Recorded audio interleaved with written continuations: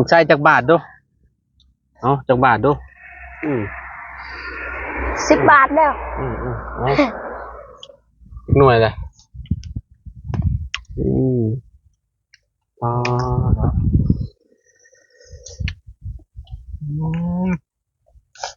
เบิดเดียวโอ้ยังมีโอ้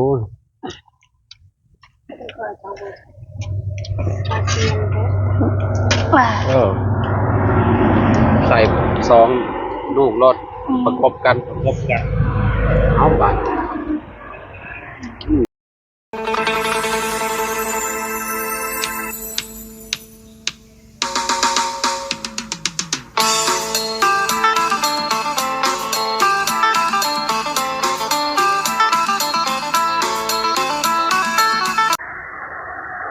กราบสบายดีสวัสดีพ่อแม่พี่น้อง FC เบิร์ดสู่คนเนาะ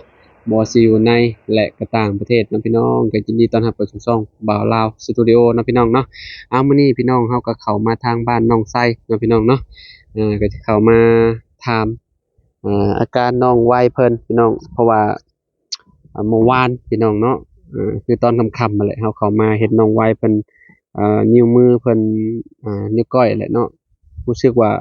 มันจะคนจังได๋บุพี่น้องเมื่อวานเนาะเพราะว่าเพิ่นพบรถเนาะรถจอดอยู่ข้างทางคิดว่าเขาเจ้าสิมาจับหยังประมาณนี้เนาะพี่น้องมันก็เลยแล่นแล้วล้มนะพี่น้องเอ้ยเนาะล้มแล้วก็เฮ็ดให้มือแบบมือเคล็ดบ่หรือว่าจังใดพี่น้องเมื่อคืนนี้ก็ได้เอาอันให้เพิ่นเนาะอันยาพ่นนั่นแหละพี่น้องเอ้ยเนาะบ่ฮู้ว่าอาการเพิ่นดีขึ้นแล้วบ่หรือว่าจังใดเนาะพี่น้องเนาะตอนนี้ไปเข้าไปหาน้องเพิ่นกันเลยเนาะพี่น้องโอ้มื้อนี้พี่น้องมีหมักม่วงกระซอแซ่บๆพี่น้องเอ้ยเนาะแซ่บๆเลยพี่น้องเอ้ยเนาะเอามาแต่บ้านพุ่นเด้เอามาแต่สวรรค์พุ่นพี่น้องเอ้ยเนาะหมักม่วงกระซอโอ้ใหญ่เบิดละได้พี่น้องพอดีกินแล้วเดี๋ยวไปเบิ่งนำกันเนาะว่าสิแซ่บจังไดเอามาสู่น้องไส้เพิ่นกินก่อนเนาะพี่น้องเพราะว่าบ้านเพิ่นนี่ยังบ่ใหญ่ได้หมักม่วงนี่ยังมากนิดหน่อยนึงแต่ว่าแถวบ้านเฮานี่คือแบบพอกินมาเลยพี่น้องเนาะเอาไปมารถจนสิเข้าแก๊สเลยเนาะมันง่วงเนาะตอนนี้มากระต๊อบนี่แหละพี่น้องเนาะอ้าวพี่น้องเนาะพากันกินข้าวอยู่เนาะสบายดีเบิดทุกคนเนาะน้องดาวน้องไว้น้องไส้น้องน้องไล่บ่าวไล่เนาะบ่าวไล่พาลุยพี่น้องเนาะมาเบาไล่มาโอ้กำลังจะกินม่วงอยู่เนาะบ่ไรเนาะเห็นบ่น้องชายแต่ว่าขอเป็นแบบขาดขนอได้บ่ขนอมีบ่น้องชายบ่นี่แจ่วปลาแดงมันแซ่บเด้เลือกพริกไทยนะบ่ผิดกินรสบ่ผิดมีแต่เอามีดมากรอบๆเลยเด้นี่มาน้องชายอยู่ในเฮือนก็ได้นี่น่ะแม่นบ่แม่นน้าเบามาฮอดนี้เลยบ่แม่นเอามาแต่บ้านหัวย่างพุ่นโอ้บ่ธรรมดาเมื่อวานนี่หลายกว่านี้อันจุมเบาจอนเบาน้อยเพิ่นกินอยู่บ้านน้องน้ำเด้โอ้พี่น้องพอดีกินเลยมะม่วงกระซอน้อยพี่น้องเนาะมะม่วงน้อยพี่น้องเนาะคักพี่น้องแซ่บๆเลยบ่ค่อยกินอยู่หั่นอารมณ์ดีมาแล้วมากินนำกันพี่น้องเนาะพี่น้องเนาะตอนนี้น้องชายเพิ่นไปเอามีดมาเนาะใหญ่แล้วอันนี้มันต้นหมากต้นน้อยดอกอันนี้น่ะหมากใหญ่กว่านี้ยังมีเลยนี่แกะปลาแดกนี่ใช่กินมะม่วงกระซอเด้อมะม่วงน้อยนำกันเด้อพี่น้องเด้ออยู่ที่บ้านน้องไส้ตัวนั้นโมเมนต์ตัวน่ะนี่ตัวนี้มันยังจะป่นอยู่ใช่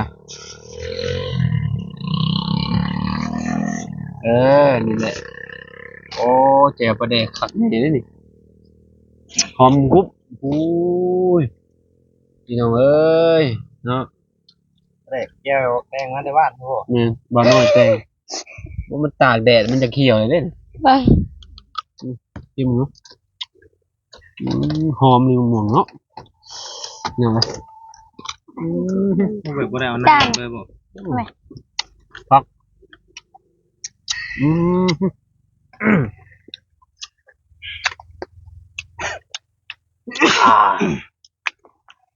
สำคัญละ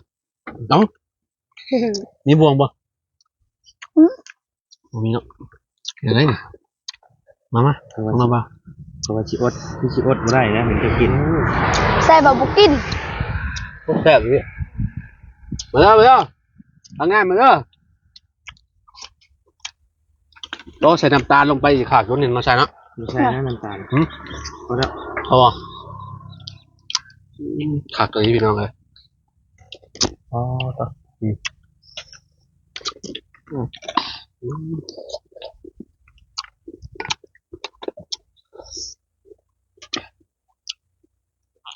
บอกกามันชอบ คุยมาจุ่มๆเลย แซ่บเอาใช่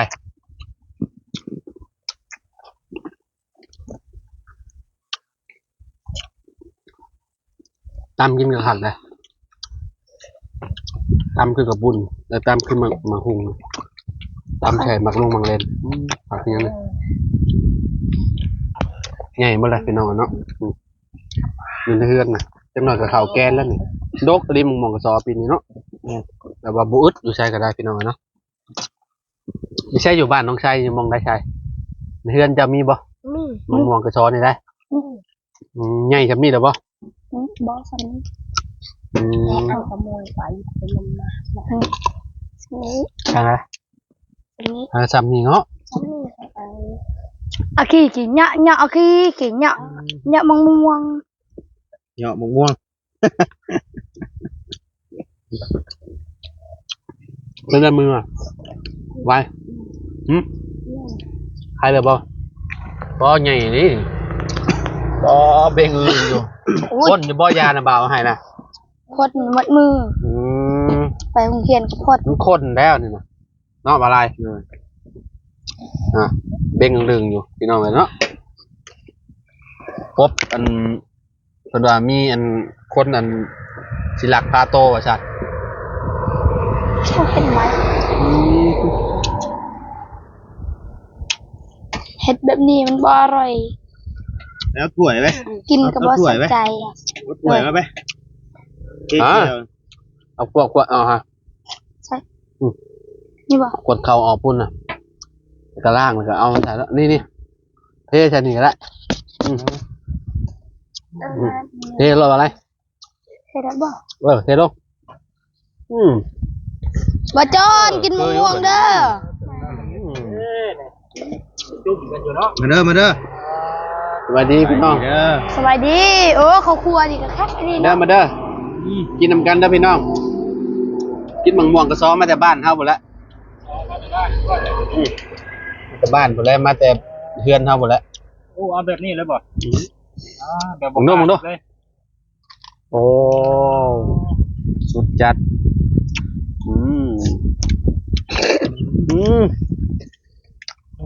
ข่อยต้องปอกข่อย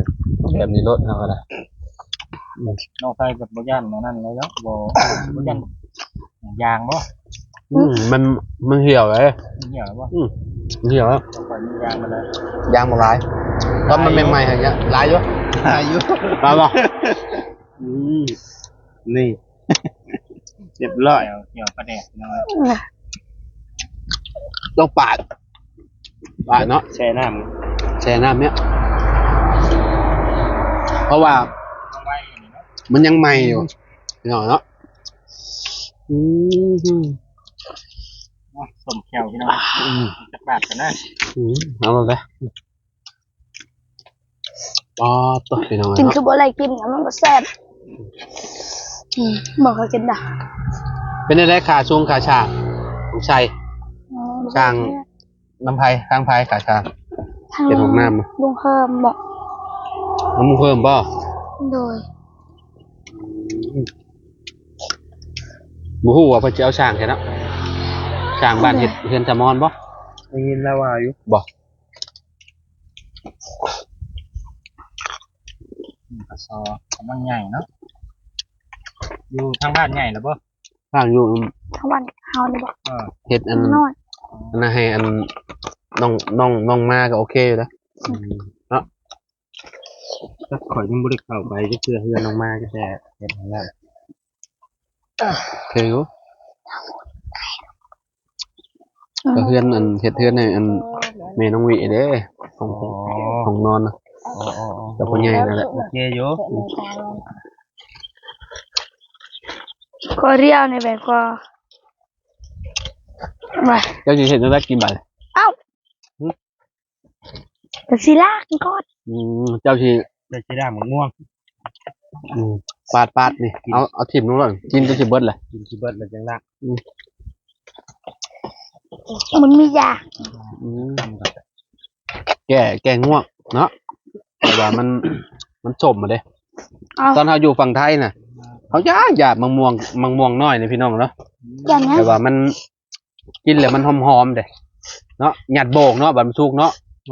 อ๋อพี่น้องเลยเนาะใกล้แล้วนี่อีโบโดนแล้วนี่ เอา โอ้ย ใส่เนาะ โอ้ข้าวเหนียวหยัดโบกคักแล้ว ยัดหมด เอาเฮาก็เอาในมันออกเด้ อืม เจ้าก็เคยกินบ่ใช่ ค่ะ คนมันนอกเฮากับสิมังม่วงนี่แหละคือว่าแบบคักแล้วพี่น้องเนาะหยัดโบกพี่น้องเนาะโอ้เห็ดแบบนี้เลยเนาะ นี่เกี่ยงนะเห็น โอ้เจียวผงพริกหมักส้มเนาะเจ้าก็ได้อ๋อพี่น้องเนาะเต็มปาก แล้วพอในออกเลย ก้อยก็กินในคือกันเลย เลย ในมันกับบ่เป็นหยังดอกกินก็ได้ มันจังตัดไปนำ มันจะฝาด แมนให้มันฝาดๆหน่อยนั่นนึงมาเถอะหน้านี่ยันแบบขอยว่ายันมันเข้าแกนอยู่ขอยว่ามาเถอะหน้านี่ มาเถอะหนามากินเพื่อนน้องไส้กันนะ เนาะเด้แม่นบ่ต้นน่ะบ่ แม่ แม่นไปน่ะ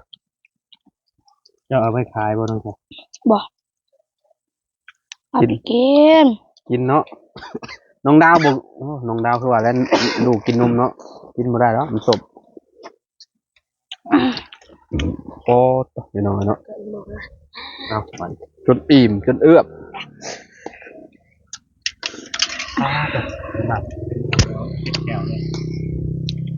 เมื่อวานนี่ซุ่มอันน่ะไผเนี่ยกินเมื่อวานอยู่บ้านน้องน้ำกินมะม่วงมาแล้ว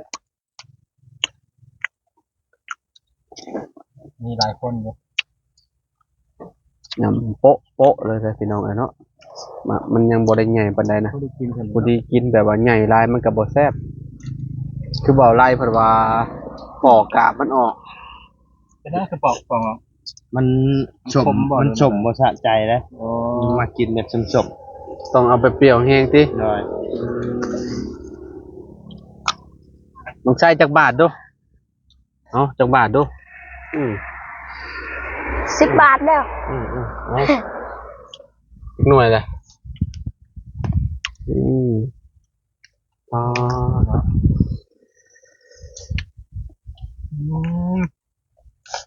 เบิดแล้วเกี่ยวกัน โอ้ยังมีโอ้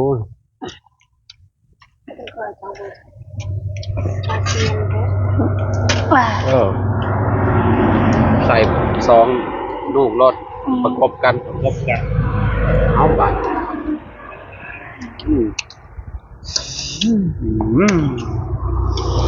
เห็นหดสวน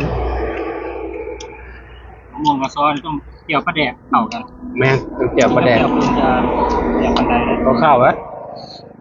เจียวโป้งปกข้าวไหม โอ้พอแล้วขอปันได พอแล้วป่ะ พอแล้ว โอ้พอไว้เพื่อน เบิดเลยเด้ เด้ยังมีอยู่เด้ เบิดเลย หมดแล้วกับพ่อ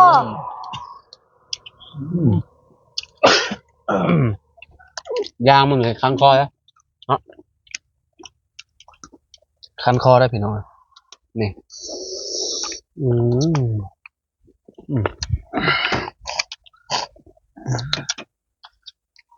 แกงง่วงพี่น้อยเด็ดแล่น น้องไว้กับมือนึงไข่ลืมอยู่พี่น้องเนาะโบละ นี่เป็นยัง ทำบอลลายมือไปผมจังสิไข่เอ้าปบเด้ปบมันคนที่มาจับเพิ่นว่ะที่แท้บ่ได้แม่นลบ ให้เป็นขังเลยอ่ะ ทางชาย อันนั้นยิ่งเลยแบบ แบบว่าข้นเลยป่ะ เด้เบ่งเลยเจ็บบ่หามตอนนี้เครื่องอยู่เนาะเมื่อคืนเนี่ยมาเห็นเพิ่นอันน่ะคือสิให้เนี่ยแท้เพิ่นเป็นวัดเฮ็ดกึอยู่ อากาศมันบ่ได้คือเก่าได้เด้อตกอันน่ะยามแรงมาในพัดลมนี่อยากเย็น เนี่ยคนยัง บัดตอน บัดตอนเช้านี่ก็หนาวนี่เอาตอนช่วยๆมาพัดร้อนบัดนี้เอานี่คือตอนนี้แล้วนี่ตอนนี้คือแบบโคตรร้อนเลยตอนนี้น่ะแต่เบิ่งว่าบ่แรงนี่ เย็นจิจัด เย็น อาบ จะ น้ำก็ช่อง3เทื่อเลย ฮะ ค่อย จะอาบน้ำ2 3เทื่อ ฮ้อน อ๋ออาบหลายก็บ่ดีมันแบบเวลาเฮาร้อนแล้วไปอาบน้ำเฮ็ดให้เฮาบ่สบาย เดี๋ยวเป็นไข่เป็นสบาย คือเฮาอ่ะช่วงนั้นน่ะบ่นักพี่น้องเอ้ยเนาะว้าวกะพี่ออกทางดังสิเนิ่ๆจังได๋บ่ตอนนี้เริ่มไข้มาแล้วตอนนี้ ปล่อยนักอีกแล้วครับ ฮะเป็นนี่แล้วบ่เจ้า เมื่อคืนนี่ไม่ได้นอนเมื่อคืนนะ อ๋อไผเฮ้ยไอปล่อยแล้ว เจ้าบ่โอ้รอบเช้าคือว่าอง ปล่อย เพราะว่าเบาน้อยเชียงรายบ่ ปล่อย นางจะมารับว่ะ เอ้าได้ยินเสียงอายเนาะตอนเช้า มือลงไปกับเมียพาไปนอนอยู่คลินิก อืม ตรงมือ ไปใส่ยาบ่ มาด้วยฮะเม่น สิว่าแหละมันเป็นน้ำอากาศเนาะมันร้อน ใครๆเนี่ย สิว่าจัง ขึ้ ได๋ นมาเหนือบัดท่ออากาศร้อนๆเย็นๆนี่ อ่า กับอีก ร้อนๆหนาวๆเนาะ อืม มันแบบมันบ่คงที่ ไอ้ นะ แน่นเบัดหนาอึก อืม คือข่อยมื้อนั้นข่อยซื้อยาข่อยกินช่องเถื่อบ่ได้เมื่อยสงสัยแพ้ยาแบบกับเจ้าจัดให้เป็นชุดเด้อเลิกกินเลยบัดนี้ยาแก้ไอเด้ยาแก้ไอกับ พันยาเป็นชุด ยาขาเชื้อ แห้ง แห้งได้แบบว่ามันมี6 เม็ดให้กินเถื่อเดียว6 เม็ดแบบเฮากินข้าวปุ๊บแล้วเฮาก็กินยาตามลงไปบัดนี้ก็ยังเมื่อยคือเก่ามันแบบว่ามันเฮ็ดให้เฮาอันห่างกายเฮาบ่ไหวพี่น้องเนาะแบบบ่ขอจนเลิกกินเลยนะยังมีอยู่สิกินบ่ยาแก้ไอมันเป็นยาแก้ไอแล้วก็ยาแก้อักเสบนํมันมีแบบแล้วก็ยาหลายอย่างนั่นแหละมีอยู่6อย่างอยู่นั่น บ่คันเฮากินเนี่ยเฮาไปพักผ่อนกัน แม่นเขาต้องพักผ่อนนะ คันเฮากินเฮาไปเฮ็ดเบี้ยเฮาสิรับ แม่นมีตัวหนึ่งน่ะเราว่าให้กินอันตอนนอนเด้อเราว่าตอนเจ้าขับรถจะบ่ต้องกินเราชื่อวัดเกือบ200,000ว่านั้นยังมีอยู่อย่าโอ้มักกะลิเนี่ยน้องชัยเนาะ ใส่คือหมักกิน มักกินส้มได้มื้อนั้นตำเมี่ยงให้กินก็บ่กินแท้กินว่า พากันกินส้มกินข้าวกินน้ำแล้วบ่ ท้องดีใครเนี่ยดอกท้องบ่ดีบ่ ดื้อ ดีอยู่เนาะ มือหนึ่งเขาเป็นสักเหือกอัน ฮะ ไม่ได้จิตทอด อืม คือน้ำบ่าวกินหลายก็ธรรมดาน้ำบ่าวกันนะตอนเช้าพุ่นแหละ บอตอนเช้าก็ไม่ได้ค่ะ ข่อยกินส้มกินหยังบ่ปานใดคันกินแกงน้ำไหม้เจ็บเลย มันแพ้กระเพาะ แต่คนแท้เนาะ คือข่อยบัดยามอยากเป็นก็เป็นกินชมนี่แต่แนมกินเลยละพระเจ้าบอกให้ต้องกินในลายกินจนอิ่มผมก็เจ้าว่า กินพออย่างนี่มันสิแพ้ก็เจ้าว่าเนาะกินต้องกินตามระบบรอดเต็มระบบจดสดอ๋อเบิดเลยแซ่บด้วยน้องไวนี่ แก้วไผแตงเนี่ย บ่น้อยเชียงรายตัวมา เด้นี่มีเสียง เอ้ย จับบ่ แจ่วจ้ำเด้แจ่วจ้ำกินกับป่นกับหยังกับอันปิ้งเด้มื้อนั้นเราได้อิหยังมาบุมื้อนั้นนั่งกินนำกัน ยังไง ไอ้สัตว์ป่า ได้สัตว์ป่ามาแล้วก็เฮ็ดป่นอันนี้มาป่นหมกพริกมา ยังแมงดา กินแจ่วหยังแล้วบ่จักแล้ว น้ำตาลมัดอยู่รุมนี่ น้ำตาลอยู่พี่เนาะ เด่นนี่มาจังซี่เอาบ่แม่นเด้อ ปอกมันอะไรเปลือกมันเอาอะไรเพิ่นอันนั้นปอกเอาโอ้คักนี่น้องชายเนาะกินจนแบบอ๋อพี่น้อง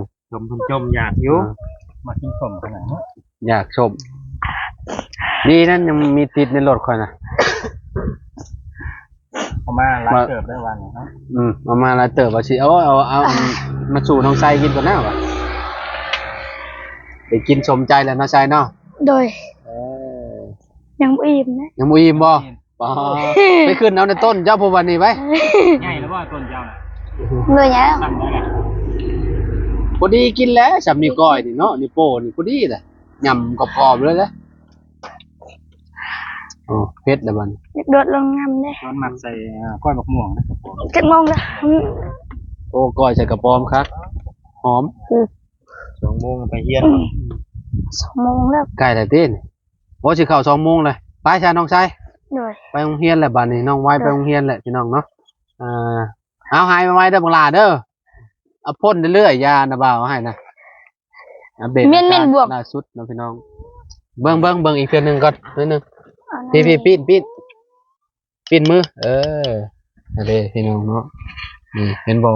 เบ่งอึงๆอยู่เปรียบเทียบแต่กับเบิ่งนั่นน่ะคนละลายเลยเด้พี่น้องเอ้ยเนาะ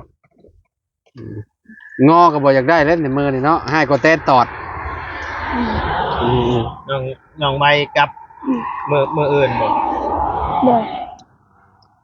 น้องคอยจนยันเพิ่นกินสมนี่ก็ยังน้อยเลย แต่ก่อนเพิ่นกินโคตรหลายเลยคอยได้ยานกินแล้วก่อน กินชมนะ กินกว่ากินข้าวอีก กินแบบเพิ่นมากเนาะ หมักกินชมเนาะ ข่อยก็โคตรมากเลย ตัวจอนี่กินบ่ได้หลายกินแล้วย่านเจ็บท้องกินแล้วนี่หน่อยพอได้ ข่อยดีได้อข่อยบ่ได้ บัดมะม่วงบัดมันมีบัดบ่ปานใดเนาะยามแบบยามมันบ่มีผู้ปอคือแบบโคตรยากเลยได้พี่น้องเอ้ยเนาะบัดยามมันมีหลายแบบธรรมดามีแบบเต็มอยู่ในเฮือนก็สะม้อยอยู่บ่ได้อยากกินนะยามมันบ่มีปูนสรรหา ข่อยอยากกินแต่ยานเพิ่นหาย ใจ ยังน้อย ใจ ม่วงนะ นี่ใช่ม่วงนะฮะอาโกบ่ให้ดอกกินโดดเลยน้ำยา จังนั้นเพิ่นสิไล่ตีข่อยก็มั่งเด้อ มือมาเข้ามั่งบ่ลูกวันนี้นะบ่าวก็เอามาบักหลายแล้ว โอ้มาเต็มเพื่อนก็คือกินหมด บ่เอามาเต็มเพื่อนกับเบิด บ่ดอก ไปชานะบ่าวไปป้าเด้อไปโรงเรียนเด้อบัดนี้เด้อชายเด้อ เดี๋ยว ขอบมุกขอบใจหลายๆเนาะมังม่วงน้องชายเอามาให้กินพี่น้องเอ้ยเนาะ บ่ข่อยขอบใจเลยนะบ่าว โดยคือกันนั่นแหละ พี่น้องเอ้ยเนาะเอามาสู่กันกินพี่น้องเอ้ยเนาะไปใช่พี่น้องเนาะขอบมุกขอบใจหลายๆเด้อที่ติดตามเด้อขอบคุณ FC ทุกคนเลยเนาะเอาสบายดีเด้อน้องชายน้องไว้ไปบักละโอเคเนาะพ่อแม่พี่น้องสำหรับคลิปนี้ก็ขอจบคลิปไว้ชำนี้เด้อเนาะขอบคุณ FC ทุกๆคนที่ติดตามและเป็นกำลังใจให้เนาะมื้อนี้เนาะยังบ่ได้มีความคืบหน้าหยังดอกพี่น้องก็มาอัปเดตเนาะทางเฮือนน้องชายให้เบิ่งนํกันเนาะเดี๋ยวรอเบิ่งนํกันว่าสิเป็นสร้างทีมใดเนาะมาเฮ็ดเฮือนครัวให้น้องชายเพิ่นพี่น้องเนาะเอาไปเลยเด้อพี่น้องพอกันคลิปหน้าเด้อสบายดีบ่สุขทุกคน